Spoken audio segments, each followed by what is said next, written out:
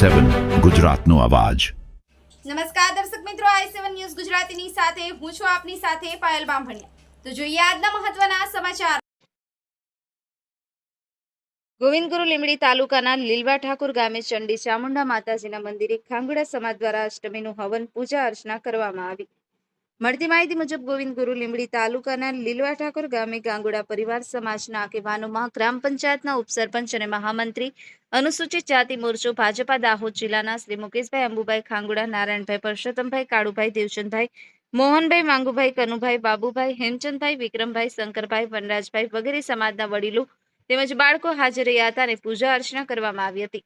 હાલ નવરાત્રીના શુભ દિવસો ચાલતા હોય માતાજીના મંદિરોમાં દર્શન કરવા શ્રદ્ધાળુઓ ઉમટી પડ્યા છે અને ચામુંડા પાસેથી પોતાને અને સમાજ પર આવી પડેલી આફતો પરની આપત્તિ દૂર કરવા માંગણી કરી સૌ સમૃદ્ધ બને, સૌની મનોકામનાઓ પૂર્ણ થાય તે માટે અષ્ટમીના દિવસે સૌ સાથે મળી અને આરાધના કરવામાં આવી હતી। Bureau chief Kalubhai Damor, i7 news Gujarati, Dahod.